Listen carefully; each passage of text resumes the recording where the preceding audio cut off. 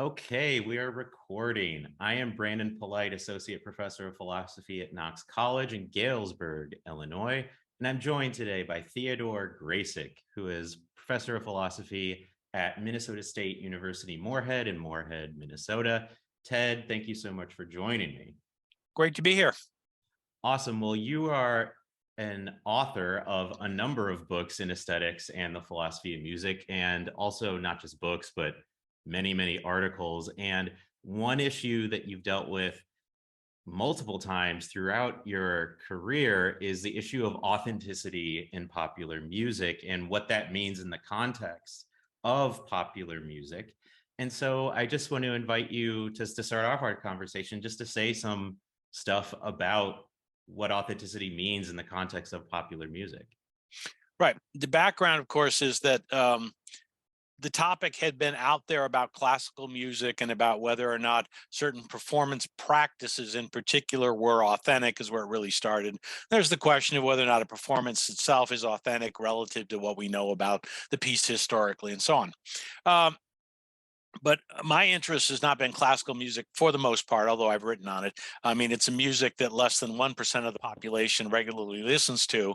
So when I think philosophy of music, I think we ought to be talking about the music 99% of the population listens to, and that's popular music. And certainly, particularly among musicologists, there started to be discussion of authenticity, and among popular music critics, rock critics in particular, discussion of authenticity.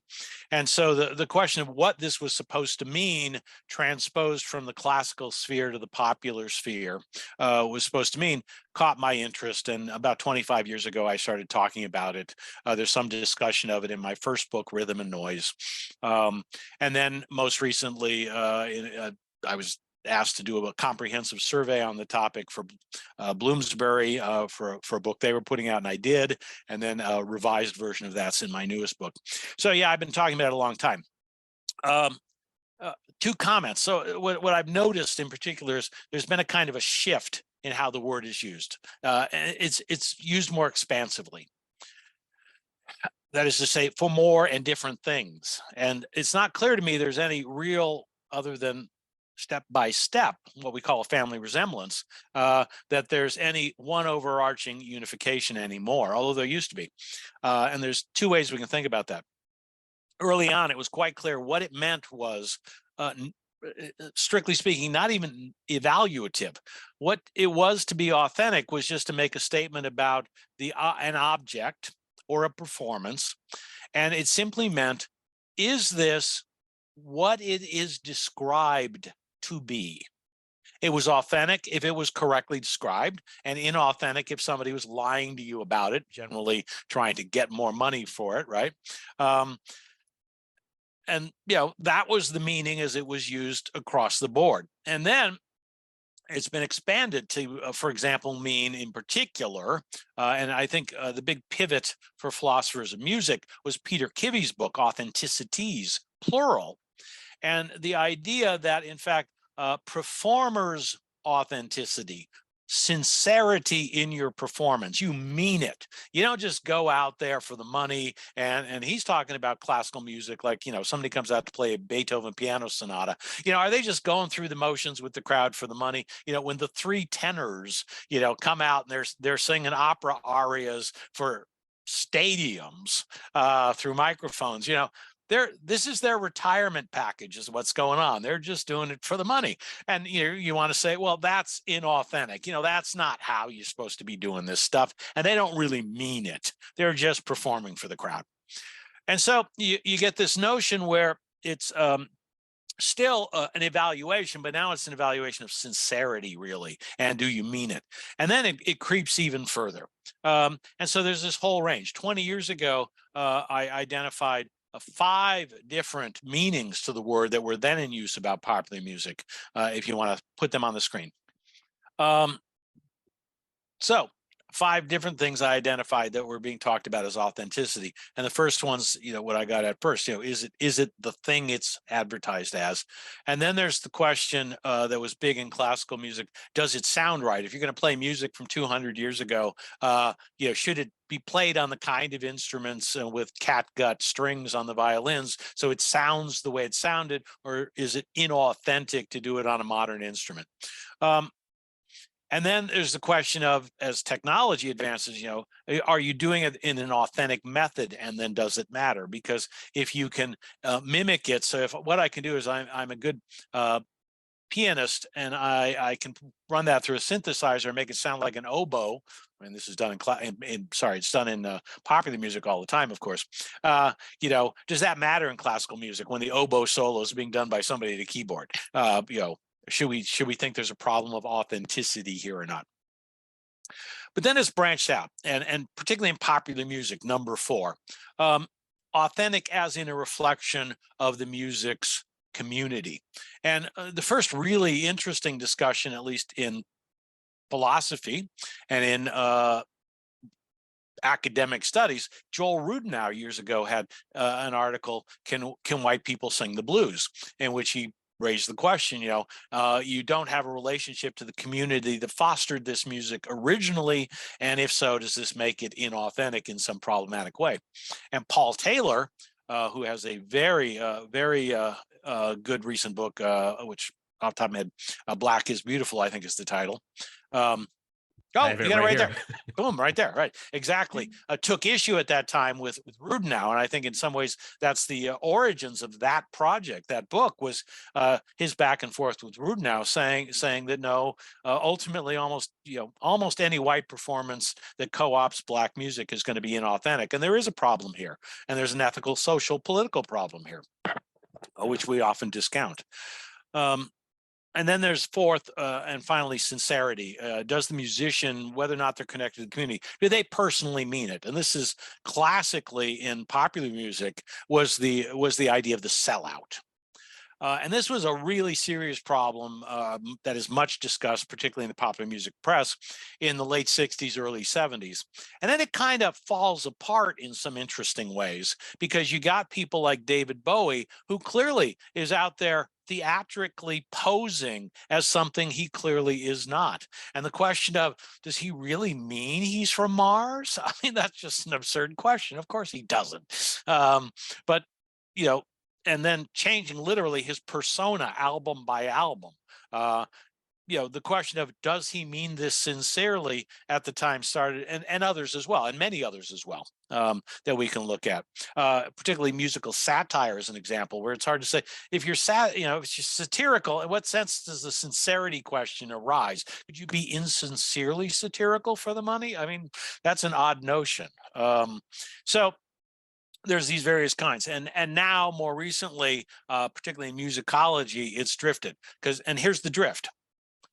So in each of these cases, you can point to a relational quality between the person who makes the music and the music, and at least in the case of social authenticity, then back to the musical community, the context in which that music arose.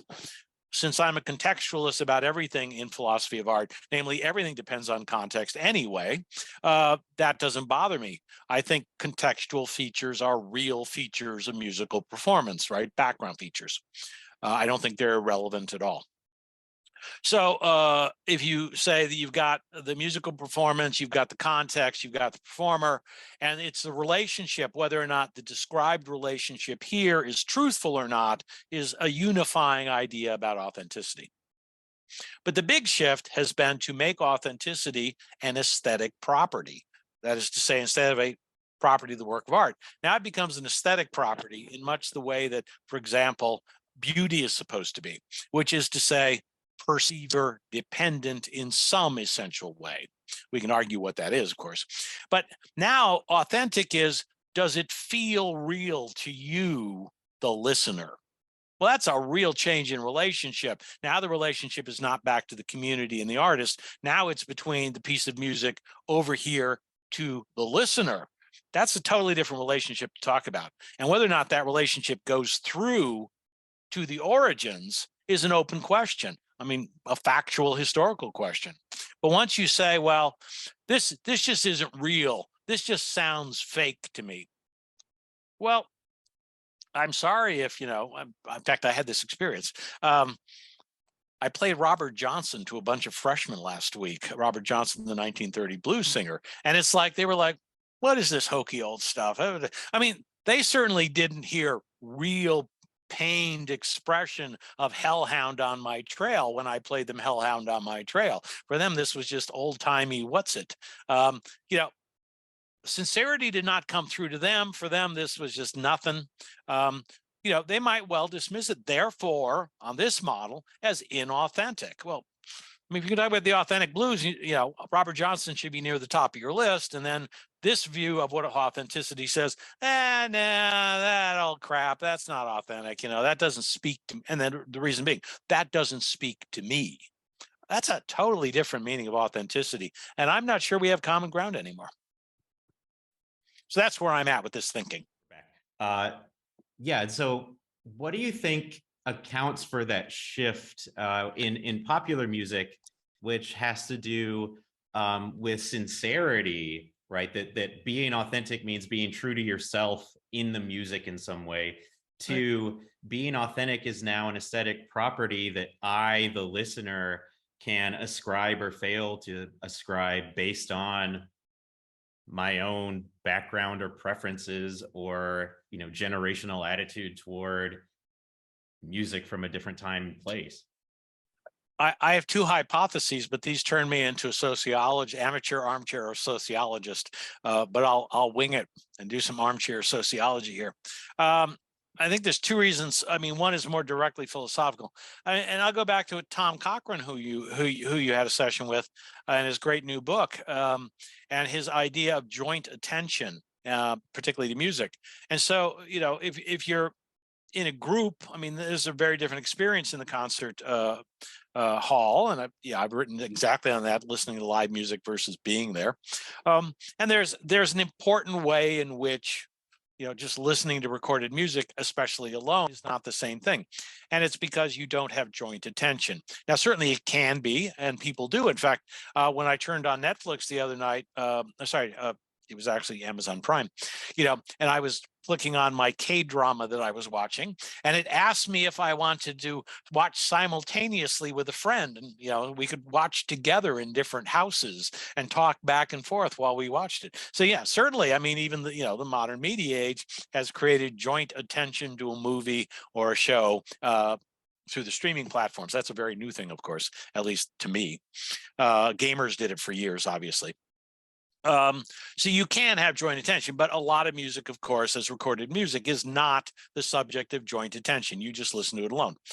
And so that connection to community, which had been part of performance practice up to now and was the norm as a way of hearing music, it was always community embedded in some way, right, gets broken. And so you do get a much more individualistic experience, and thus one's own personal experience comes to the fore instead of the joint attention and community-based experience. So that really reorients people. And so the idea of what people want out of music can be very different. Instead of a bonding sort of model, what we get is a private experience, and it's just, what do I get out of it?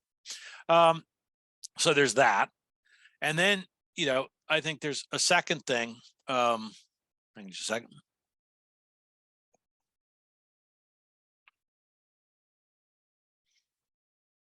Which is less founded in philosophy, and it's just a general phenomenon of the culture, I would say, which has to do with media and its use, which has reinforced individualism in the use of media. And it's a question of simply what, again, but compounded by a whole way of life people have now. Well, what do I individually get out of this? And it's not a thought back to anything about the person who produced it, and that's what I want to stress in this case. It's not the idea that some individual. I mean, there are interesting, important cases and we can get to that, about fans and their relationship to specific artists. But a lot of stuff is not consumed with an idea about it being a specific artist. I mean, so many people listen to a streaming of some kind where a whole range of different people, they're listening to a certain sound and style, often as background, and they're not interested in the question of who made this and what are they trying to say to the audience, right? And once you lose that as your focal point, there's a person communicating through this music, and they're communicating with me. And am I reading it correctly? Am I understanding it correctly? To use an example, which I've used several times, we're all, I hate to say this in a way, we're all turning into Charles Manson. That is to say, Charles Manson heard the Beatles' White Album, and the whole point about it is, he heard it as speaking to him personally in a way that nobody else recognized. Nobody else heard the music as saying these things. But, Charles Manson heard orders to go out and start the next revolution, literally in LA, and went out and killed people. Because he had his own reading and had no thought to, what does this really mean? In fact, they found an interview where, they asked Manson basically, literally, did you really think the Beatles were talking to you? And he basically says, well, yeah, kind of, not in so many words, which is sort of the idea. Now your music becomes an ink blot. You see whatever you want in it, and that's okay. It's all about whatever you get out of it. And certainly, there's always been that undercurrent within aesthetics, the idea almost aestheticism, it's just there for you, and you enjoy it however you want, and don't worry. I mean, that was kind of the idea of art for art's sake. We don't need to know if we have the message right, and we're not going to evaluate questions like sincerity at all. Just, did you make something that's rewarding for the audience? So it's been there, but I think it's been accelerated by the way we use media now. That's really interesting. The idea that we've all become a bunch of little Mansons out there Yeah. in the world. Except where we're engaged in a fan community, I want to say. And then, where we do get a kind of check on things, because we are interested in the question of sharing our response to see if we're aligned with this community. Yeah. I mean, I remember, back in the maybe even late 90s, early 2000s, being a part of like the Alice in Chains message board. Right. Or I guess it would have been Jerry Cantrell's message board, who's from Alice in Chains, right? And like people sharing interpretations of songs and learning from one another and being open to new ways of thinking about the lyrics and the music and how the two relate. That external check is really central to how, at least for me, I appreciated the music. Yeah, exactly. And it reshapes your experience. But we don't do that with all the music we listen to. We're bombarded with so many kinds of music, right? And so we don't do that very often. We have to be particularly invested in this music, or for some reason a piece of music catches our interest and we want to know, about it, what's going on. I mean, to say to yourself, as opposed to, what Charles Manson may have thought helter skelter meant, everybody in England evidently knew what helter skelter meant, because it was a common term for a piece of playground equipment. It didn't mean whatever Charles Manson thought. And similarly, in fact, I just came across this again recently. I'd written about this. An artist I like very much, Richard Thompson, has a song called Wall of Death, which is a great spooky title. And he makes the most of it. But in some ways, the lyrics are kind of confusing. And REM has done a really nice cover of Wall of Death, by the way. Yeah. And so, but again, I've actually seen a Wall of Death, and what that is, it's a motorcycle ride where motorcycles use centrifugal force to drive on walls at a right angle on a wall, and it's really great to see, of course. But this is again a carnival ride, and it's the Wall of Death, and so then you click, oh, this is a carnival ride, and suddenly the song makes a hell of a lot more sense. But if you don't know what a Wall of Death is, it just sounds really creepy, and you can get it quite wrong. And so even simple phrases, if they're specific, it's local to this country, or it's specific to this experience that, you had to go to carnivals back then and to actually see this motorcycle ride. So, something might catch your interest and you go look it up and find out what it means and things click. But again, unless something does that, or you're invested like Alice in Chains, you say, oh, I'm interested in this band, I want to know more about them. Then you learn it. But with most of the music most people are listening to, That's not happening. And Yeah. so, there really is, in fact, if you're thinking of music as communication, which is, what some of my recent work has really tried to focus on, um, you're losing that. It's not communication anymore. Yeah, and I mean, you mentioned REM, and the example that immediately popped in my head when you were talking about that was losing my religion, right? It's just like Yeah, a sort of typical Southern phrase that doesn't mean what a lot of non-Southerners sort of projected onto it just right. because of the cultural context and that background they simply Yeah. lacked. Right. And, we start looking at, I mean, lyrics are full of these kinds of things and they're great. And if you pay attention, you can really expand your understanding of things. And in that sense, I really like art as a window into other cultures and subcultures that I don't belong to. But again, if you're not going to take the trouble to find out, then what is your experience? It's a very different experience. And increasingly, that's just to use music as basically mood and background to a large extent instead of as a piece of communication. And that's what's weird, that there's been this move, particularly in some musicology, and this is making its way into popular music, musicology textbooks even, the idea that this is really what authenticity about is how it strikes you, without necessarily having any check to, is that correct, which was the original meaning of authenticity. Is this a correct description? um, and only sometimes, I mean, one mode of authenticity they'll concede is a mode of authenticity where you follow a connection to a larger community or to past practice. But those are not the central examples that they start from. The central example is, does this validate my experience? Which is a really different thing. Yeah, and so you mentioned your recent work on communicating through music, and your most recent book is Making Meaning in Popular Music, which came out in Bloomsbury this Yeah. year, 2022. Yeah. And we're sort of talking around issues that you deal with in your chapter on authenticity. And one of the issues I want to discuss with you is precisely the conception of authenticity as sincerity, as Right. being true to yourself. And you mentioned earlier David Bowie and other artists, Alice Cooper, the Beatles on Sergeant Pepper's, and so forth, right? Who, they're this is talked about in literature, and you have an article on this, on sort of transparent versus opaque Right. performance personas. And I've talked with Lee Cray, Right. I've talked with her on this series about that topic. But I guess, what are your thoughts about authenticity as sincerity, of sort of a expression of your beliefs or yourself as an artist to an audience? Sometimes it's good and sometimes, I mean I hate to give that answer. Sometimes it's good and sometimes it's not. I mean, certainly, in fact, one of the examples I use, in the book, of course, some of the most sincere musicians on the face of this earth are racists and neo-fascists. And so, well, I'm not sure that's an artistic value in this case. Not that I want posers, as neo-fascists, but there really is a subculture of fascist and racist, music in multiple genres, including metal in particular. And these people really are sincere. It doesn't follow that sincerity is there by itself a good making property at all, right? I mean, there's a sense, of course, in aesthetics of a pro tanto value, um, which is to say, normally, it is this way. So sincerity is normally, if you will, prima facie, we might say, of value. But with other factors in there, contextualized, it turns out to be actually a worse making property, right?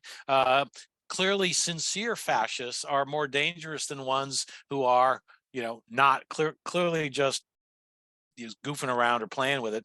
And you can say, well, I don't think they really mean it. I think this is just stupid. Um, so sincerity is not necessarily a good making property.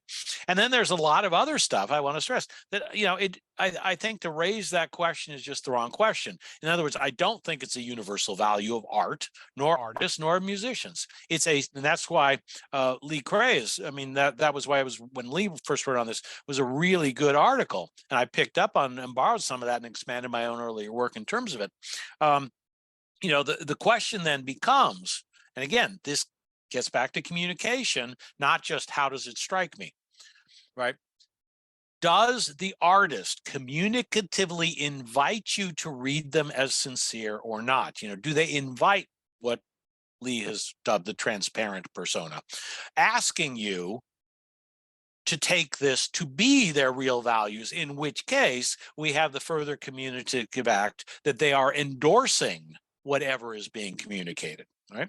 So I expect with a range of artists who engage in signaling that they are in fact being transparent, they're trying to show you this is indeed, and there are all kinds of ways this is done, of course, including, you know, the adoption of just dressing like your own audience. Even, you know, there's no distance between you, other things you can do.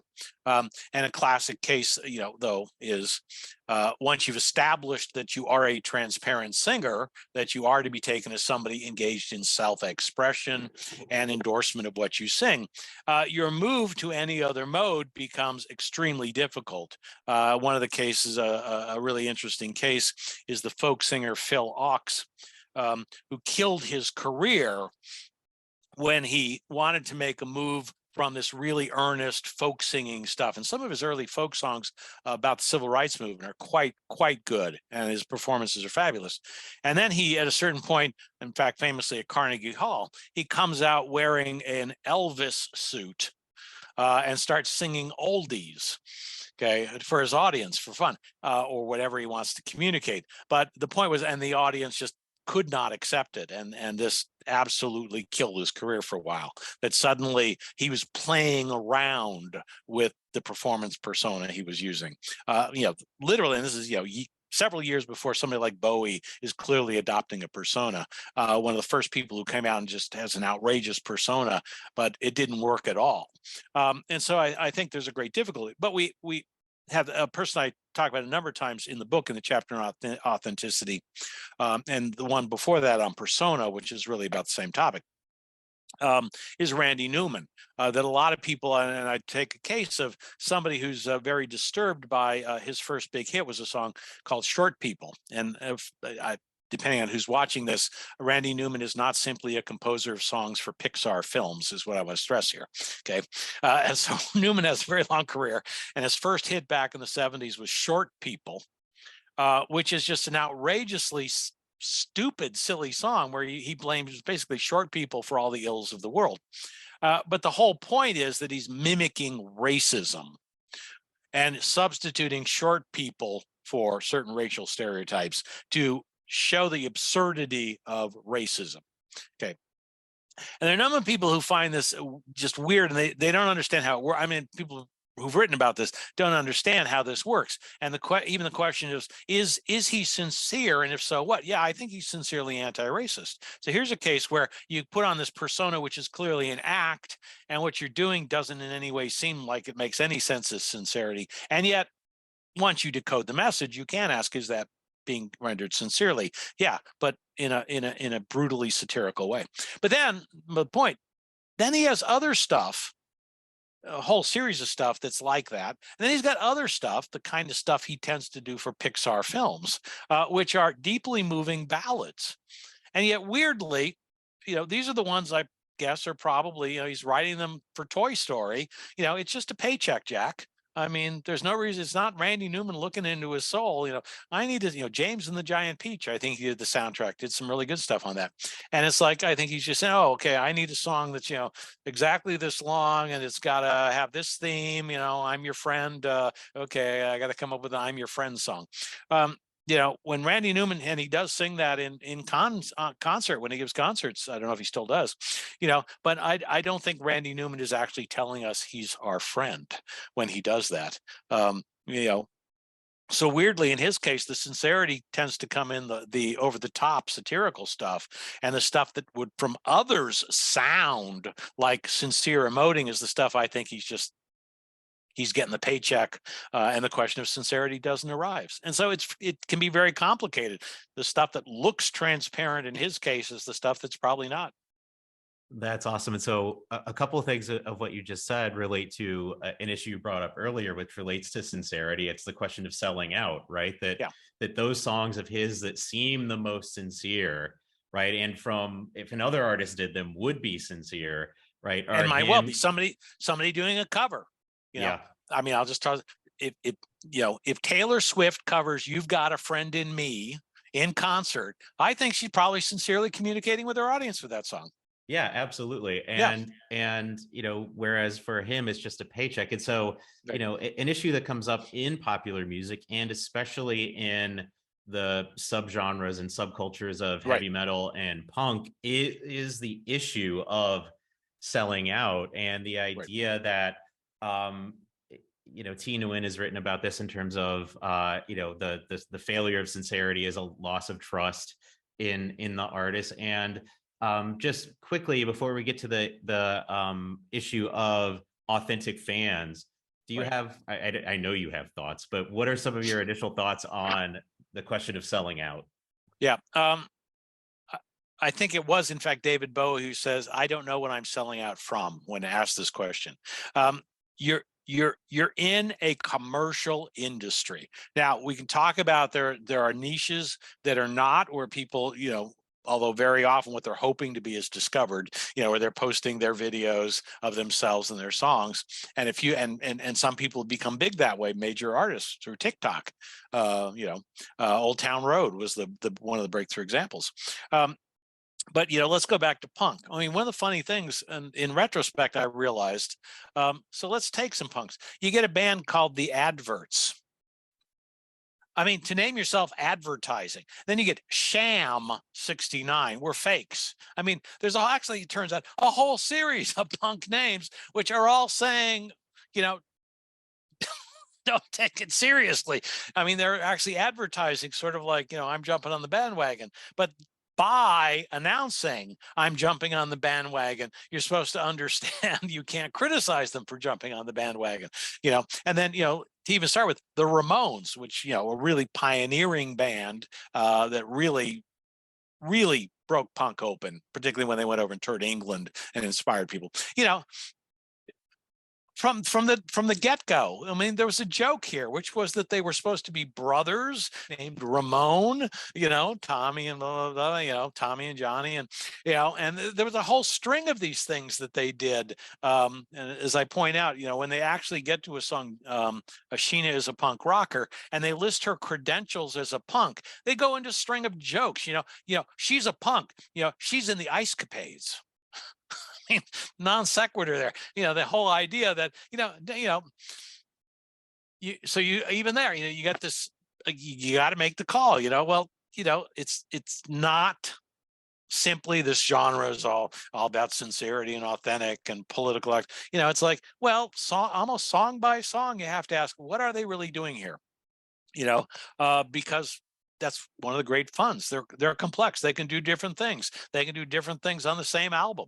Um, and they're not necessarily, you know, obvious. In fact, a lot of the fun ones aren't that obvious till you sort of catch on. Wait a minute, how is Sheena a punk? She's in the Ice Capades. That's not punk at all. And then, you know, they're having fun with it. And then you get other people like, but even there, we can look at some cases, you know, the Clash, and it's like, you know, after a while, it's like, oh, come on, throw in a joke, guys. I mean, and then finally you get, oh, thank God they told a joke. Um, so yeah, again, I mean, it's very hard to find anybody just consistently you can say you have to read them as sincere or not sincere, and you have to judge them that way, because entertainment values just are frequently at the heart of all of this. And certainly, you know, there are artists who don't care if they entertain, and more power to them. But you know, they're few and far between, quite honestly.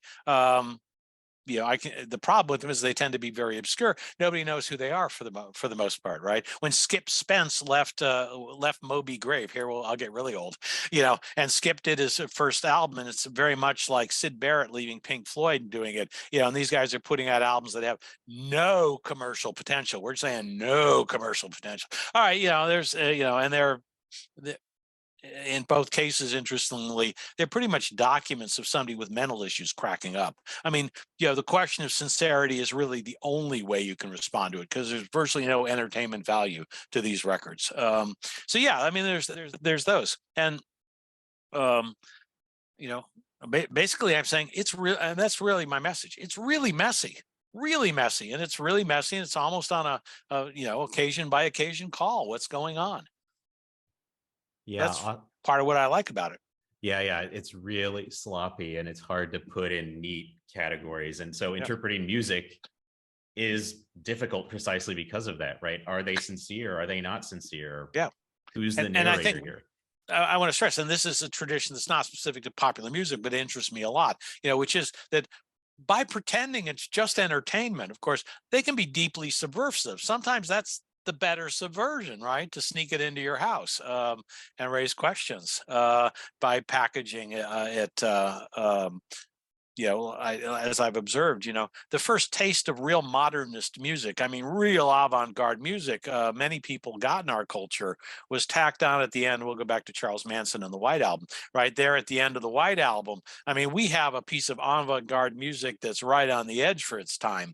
And that got into people's home is because, four lovable mop tops were willing to stick it on their album and sneak it into people's houses. But that kind of thing. I mean, but even the opening, of that is a deeply political piece, and the fact that they were able to do deeply political stuff and get it into millions of homes was because they had the aura of just being these lovable entertainers. They have, if people don't remember this, I don't know if you can even find them on YouTube. They had a Saturday morning cartoon for much of the 60s, which was, the Beatles turned into, Mickey Mouse basically, with their own music as a backtrack. Backing track. But again, the fact that you could sell them to 5-year-olds who then 5 years later were going to be buying this stuff that was deeply political below the surface.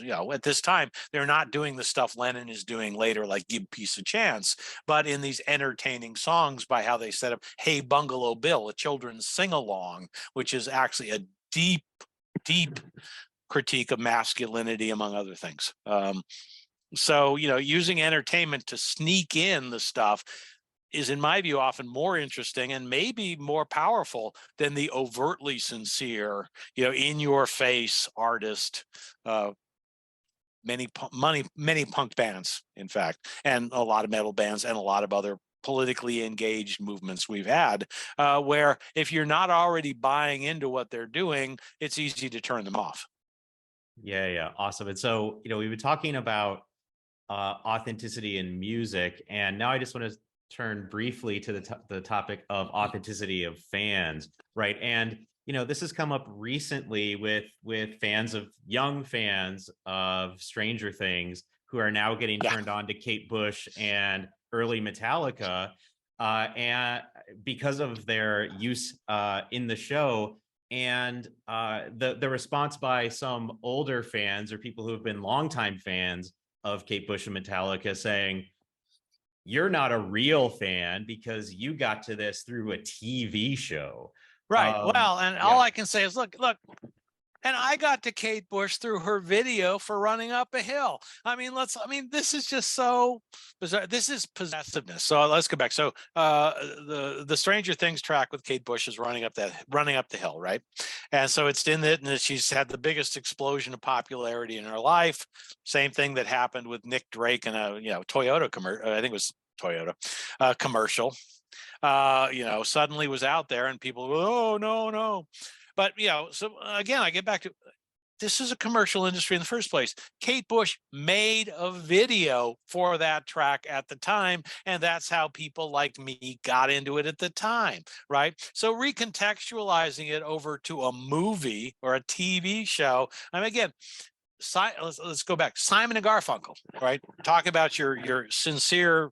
Although there are some interesting tracks where this isn't true. Mr. Sincerity, Paul Simon. Where did most Americans get their exposure? A movie, right? The Graduate, where they're the soundtrack, where they're going back and using mostly their older tracks. And suddenly, the biggest album of their career is where their stuff has been collected on the soundtrack for The Graduate. And that's what breaks them as a huge act. I mean, they'd had a couple of minor singles up to that point. But had it not been for their inclusion in a movie, they'd be nobody, right? So this is back in the 60s. We're taking pop songs and hits and we're putting them into soundtracks, and then a bigger audience is discovering them. This purist idea of, well, and my point, this isn't, they're changing what they're doing. This is simply a recontextualization of what they've already recorded, right? Okay. It was already released in a commercial environment trying to get a large audience. And the fact they failed to get a large audience the first time around is no reason to think this is now a sellout, right? It was, again, David Bowie's point, it was a sellout in the first place. It was an attempt to sell a commercial product to as many people as possible. And Kate Bush did her best to do that. But God bless her, Kate Bush is weird. And I'll in fact use that example, which is, so yeah, I teach a very large intro class, which is an introduction to the humanities, not philosophy. And it's, do a range of things in it. And, for a number of years, I'd actually given up. I had used Kate Bush, okay, although it was Wuthering Heights as an introduction to Romanticism. Okay. And my students hated Kate Bush, and they hated that song. And it was like, oh, what is this weird stuff Graysick is showing us? And suddenly now I can show the video of Wuthering Heights, and my students, at least a portion of them, go, oh, Kate Bush, oh, this is so great. I mean, why do you not want her to have an audience? Is sort of my take, Why do you want to say? But again, what this is about is audience self-identity is what this is really about, right? And it's not even what seems to be more positive, joint attention. This is using it as an exclusionary tactic, of course, which is how people use all kinds of things in media nowadays. And in that sense, it's very bothersome to me. Yes, but you're right. People do this, a lot, and I document a couple of cases in the book that you're referring to. And I find this really weird. And maybe this is an example. It's one of the biggest deadheads I know, that is people who are really into the Grateful Dead. Lifelong deadhead is my brother. And we're of an age, and we're from San Francisco, and the home of the Grateful Dead. And so he was right there, right time, involved with the community, blah, blah, but on the other hand, he's not going to the concerts and getting stoned and dancing around weirdly in a circle while he's there. And so, even within this community, I mean, this hardcore is, you get, well, you're not a real deadhead then. You're not taking the drugs, you're not eating the brownies. I mean, this kind of thing's gone on forever, of sort of trying to draw the line of, I mean, I hate to put it this way, but I will.